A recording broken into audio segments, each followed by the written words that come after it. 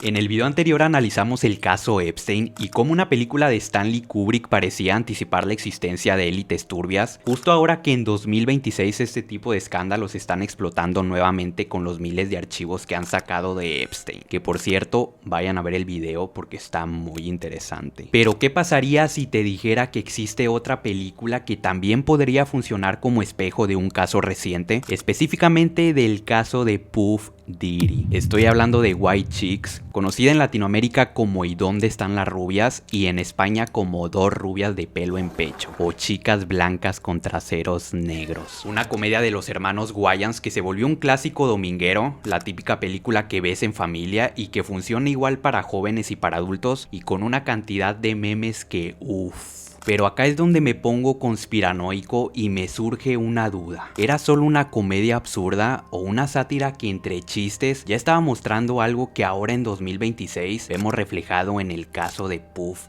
Diddy? Que bueno, creo que todos sabemos quién es Diddy, un tipo que enfrentó demandas por agresiones sexuales, drogas y comportamiento coercitivo en sus fiestas, con denuncias que incluyen presunto tráfico sexual. Tal vez después de este análisis no vuelvas a ver la película con los mismos ojos. La película comienza con Kevin y Marcus, dos agentes del FBI que trabajan encubiertos en una operación para capturar a unos traficantes. El detalle es que este dúo es medio tonto y en lugar de capturar a los criminales correctos, terminan confundiendo a unos simples repartidores de helado con los sospechosos. El desastre provoca daños materiales y pone en riesgo a civiles, lo que enfurece a su jefe por el costo y la imprudencia. A partir de ahí arranca la trama principal. Nos presentan a Tiffany Wilson y Brittany Wilson, herederas de un poderoso imperio hotelero que deben recibir protección ante la sospecha de un posible atentado en su contra. La parodia es bastante obvia, es imposible no pensar en Paris Hilton y Nikki Hilton, herederas de los hoteles Hilton. Ninguna gente quiere hacerse cargo de la misión, así que Kevin y Marcus se ofrecen voluntariamente con la intención de recuperar la confianza de su jefe. El plan consiste en recoger a las hermanas en el aeropuerto para trasladarlas a los Hamptons, donde se celebrará un evento que reúne a celebridades influyentes. Y aquí hay un paralelismo claro. Sabemos que los Hamptons en la vida real son el patio de recreo de multimillonarios en Nueva York, lugar famoso por fiestas turbias como la fiesta de los Rothschild hasta las fiestas blancas de Puff Diddy. Sin embargo, durante el traslado ocurre un accidente que deja a las jóvenes con pequeñas heridas en el rostro y para ellas eso es una tragedia apocalíptica, lo que ocasiona que se nieguen a asistir al evento. Y aquí viene la decisión brillante de nuestros agentes. Para evitar otro regaño y posiblemente perder el trabajo, deciden suplantarlas. Una vez ya disfrazados, llegan al evento y se encuentran con las amigas de las gemelas. En medio de la conversación hacen una mención a Jay-Z, lo que hoy es curioso porque su nombre nuevamente ha estado en el ojo público. En diciembre de 2024 se presentó una demanda civil a Jay-Z junto con Puff Diddy. En esa demanda la parte demandante alegó que fue drogada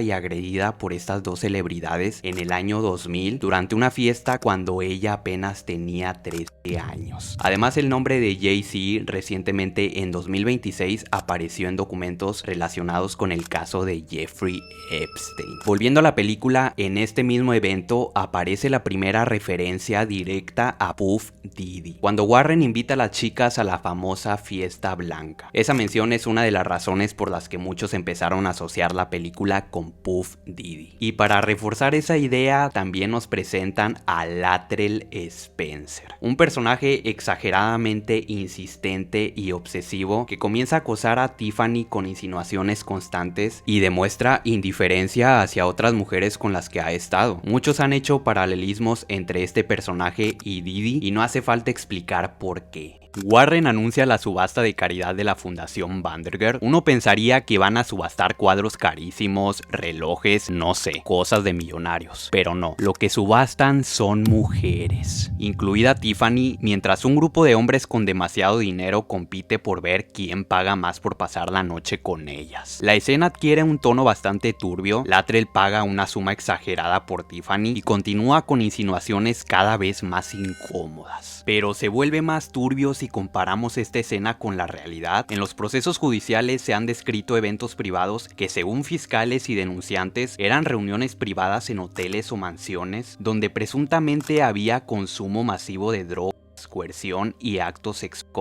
Bueno, ya saben. También se han mencionado allanamientos en propiedades de Diddy, donde las autoridades incautaron distintos objetos y sustancias. Sabiendo esto, es un poco más turbia la idea de que subasten chicas, teniendo en cuenta que existen múltiples demandas civiles a Diddy por presunto abuso y tráfico sexual. Y para hacerlo todavía más incómodo, hay una escena donde Latrell intenta echarle algo a la bebida de Tiffany. Ahí ya no estamos hablando solo de un tipo intenso, sino de alguien claramente turbio. Y sabiendo que varios demandantes, incluyendo al menos 3 hombres, alegaron que Diddy les dio bebidas espiqueadas en fiestas, lo que les hizo perder el conocimiento, quedar incapacitados para luego agredirlos, ya saben cómo, es imposible no pensar en esto cuando vemos esta escena. Después de la subasta, Kevin y Marcus regresan al hotel. Kevin le dice a Marcus que le toca ir a la cita con Latrell, mientras él se hará pasar por él para salir con una periodista que conoce bien el mundo de los Phantoms y la élite. El plan es robarle el auto y las llaves de la mansión a Latrell para suplantarlo. Ya en la cita, haciéndose pasar por Latrell, la periodista le confiesa que perdió su trabajo por intentar exponer una estafa de Warren. Y ahí la película toca algo que no es tan comedia, el tema de cómo el poder y el dinero pueden silenciar a quien intenta destapar algo. En la vida real no es ningún secreto que cuando alguien incomoda a personas influyentes, muchas veces se enfrenta a presión, demandas, campañas de desprestigio o censura directa. Un ejemplo muy claro en la vida real es Ron Farrow, el periodista que investigó y publicó los abusos de Harvey Weinstein, productor famoso que participó en películas como Scream de 1996 y Pulp Fiction. Durante años, varias actrices y trabajadoras de la industria lo acusaron de abuso sexual, acoso y violación.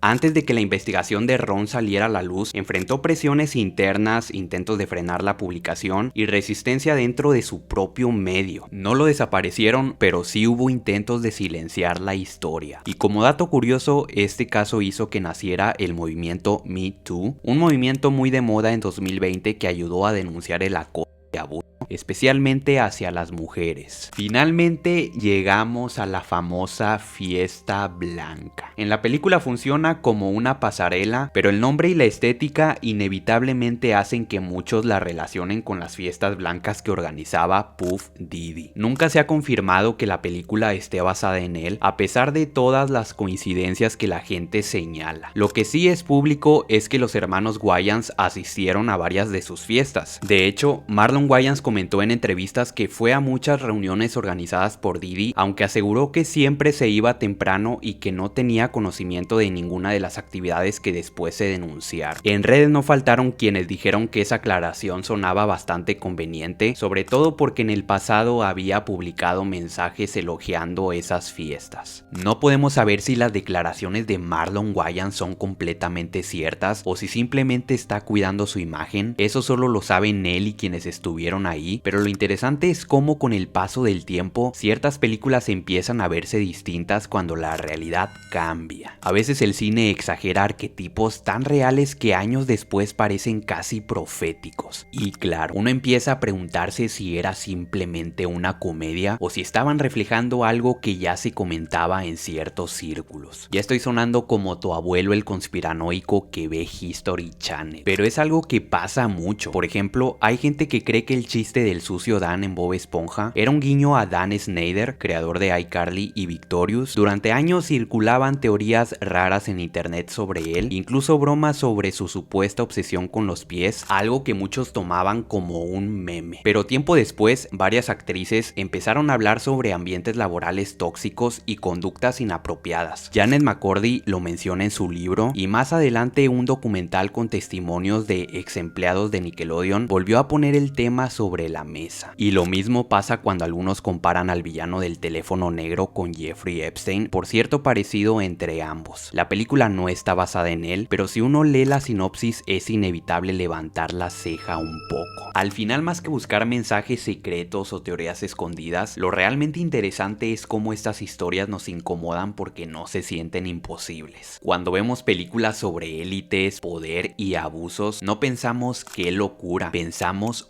podría pasar. Tal vez el cine no está prediciendo nada, tal vez simplemente toma dinámicas que siempre han existido y las exagera lo suficiente para que parezcan ficción. El problema es que cuando años después estallan escándalos reales, esa exageración deja de verse tan lejana. Y ahí es cuando uno entiende que no se trata de conspiraciones brillantes ni de mensajes ocultos, se trata de algo más simple y más incómodo. El poder sin control tiende a repetirse en la pantalla y fuera de ella.